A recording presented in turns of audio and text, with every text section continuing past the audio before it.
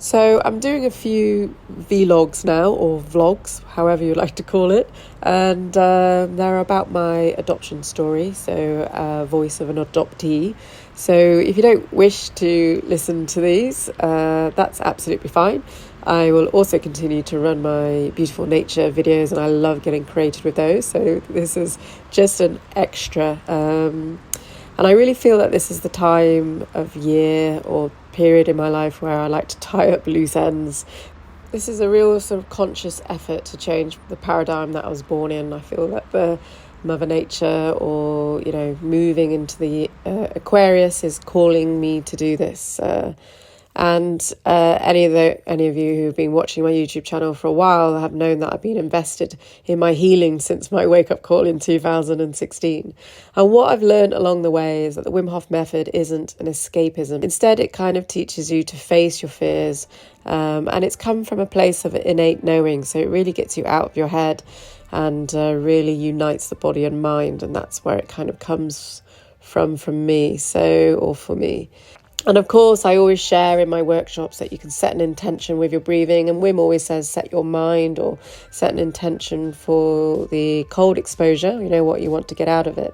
And that kind of allows me to embrace the 3 pillars of the Wim Hof Method. And when you've set your intention, you just have to let it go and trust the process of life. But it's sent out there to the universe and just see what happens, if you like. So this process has taken me a while. In years, however, I believe in the spiritual world, it's outside of time. And I've learned a few things whilst climbing the mountain on the outskirts of São Paulo, which I have uploaded, and I'll put the links down on this video as well. It was such an epic day. Like, I started at 5. I was trying to learn Portuguese, and I didn't get back till 8:30. There was a little bit of worry that when we were finishing up the last swim, there might be rain, and there's no footpath. It was huge boulders there, and if it rained, then it would just turn to a mudslide, and I wasn't really equipped for that. So I had a little bit of that on the back. Plus it took us over 6 hours to get down, and I was kind of thinking, oh my god, is it going to take us 6 hours to get back up? So I really had to dig deep to go up, and hence there was no filming of me going back up.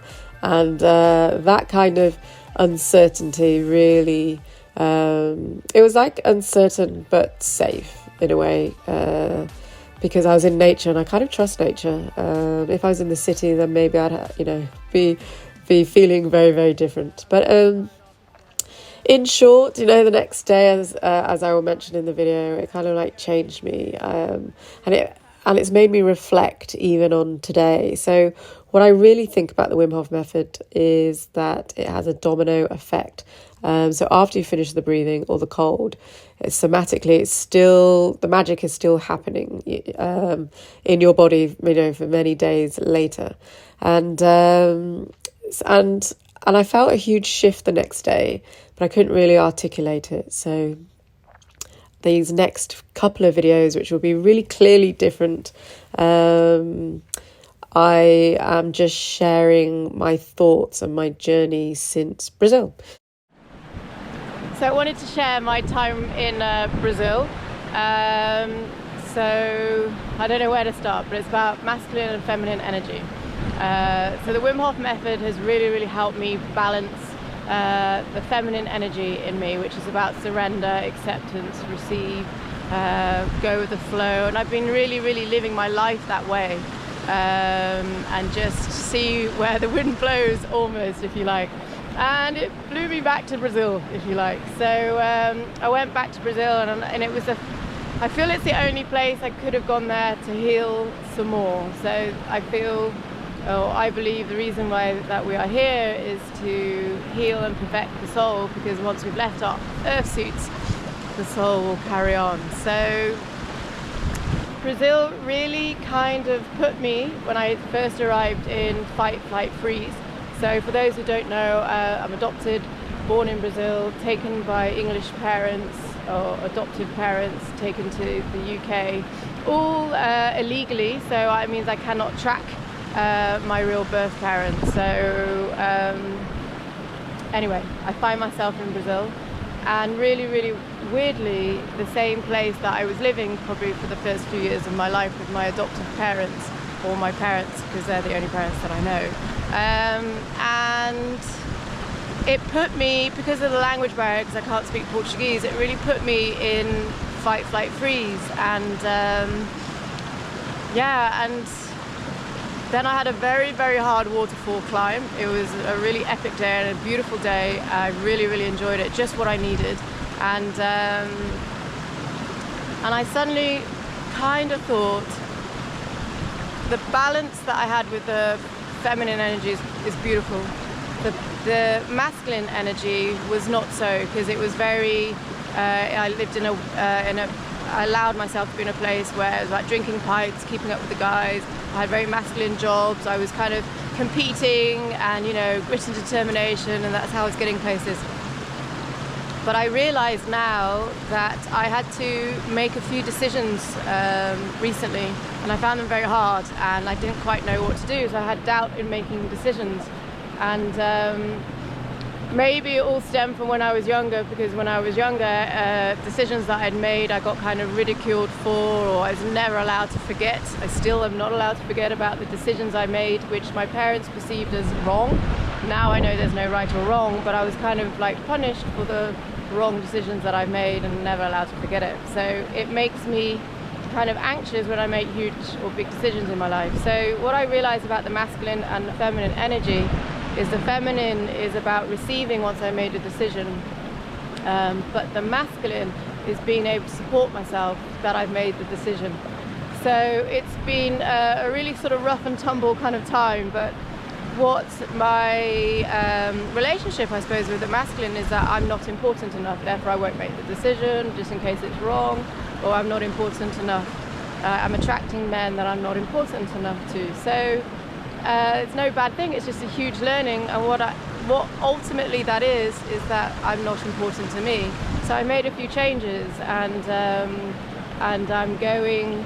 I'm standing up for myself, but not in an aggressive way or anything like that. It's just, hey, what about me? Or hey, I am here, or hey, I'm, the whole thing of being seen as a child. So I've made some changes, and they've all been really, really positive. But the main thing is to make a decision for me is what will I receive, and can I support myself? And the answer to all my decisions is yes, I can support myself. I will face the consequences, whatever they are. So when I went back to the UK, I decided to visit my father, who is still alive, and I got rejected. That's not, I kind of thought I would. I haven't seen him since for a very, very long time in my life, and I haven't really spoken about him because he's not a part of my life. So that's not the point. But like my mum, she didn't want to see me. My father is really the same way. But this time I made the choice to go and take control of that situation, if you like.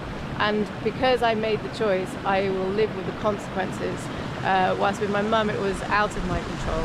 But this is very much in my control. So I support my choice. So I support the rejection that I received, because it's kind of what I expected. And it wasn't my intention to go. My intention was to get the control back. So the fear that I had projected onto me, it took me all the way to go back to Brazil to realise, is that when I was younger, my parents said, if you tell anyone about your adoption because it was illegal, then mummy and daddy will go to jail and I'll be deported back to Brazil. So it was a really big they projected their fear onto me when I was younger. And it's something that had kind of grown as a big heaviness in my in my backpack, or a shadow, if you like. And it wasn't. I knew it wasn't my fear, because I'm sure society doesn't really care. But I didn't want to disrespect my mum. But I was itching to tell the whole world I was adopted, and I have honoured me in the last 7 years, and I've been very open about my adoption and healing process. But this time I wanted to take it a step further, and I called the police because if it's legal.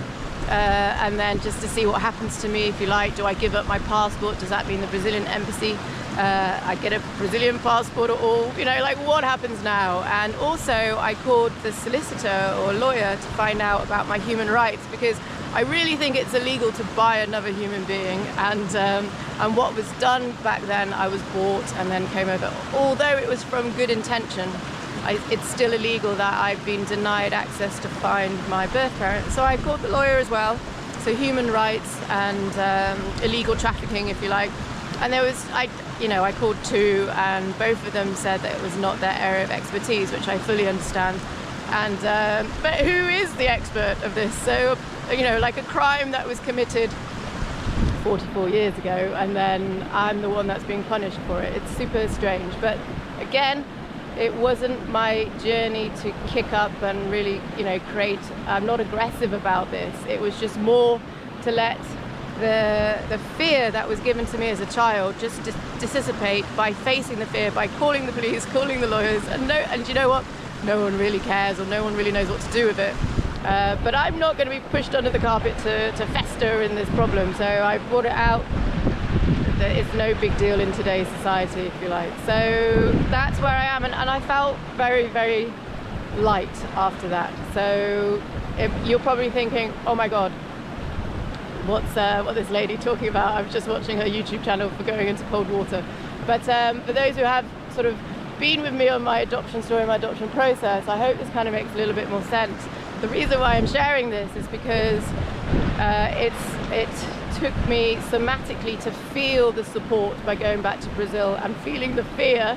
But I faced my fear, although it wasn't my fear to face. So I really feel I've done some sort of ancestral healing there, if you like, because they were my mum's fear or my parents' fear onto me. It's not mine. So I'm breaking the pattern. I will not take that on or project that on further on in my life. It stops there. So I'm very happy with that. And the water, the cold water and breathing has really helped me release that from a really, really deep, from a deep place.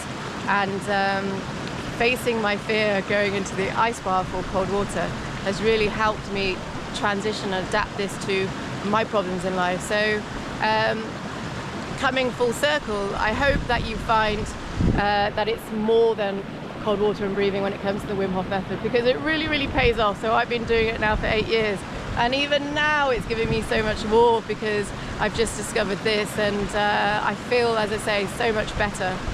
I'm really learning the fine-tuning of the male and the feminine energy, or the yin and the yang, or the hot and the cold, if you like, and it's just given me a beautiful gift.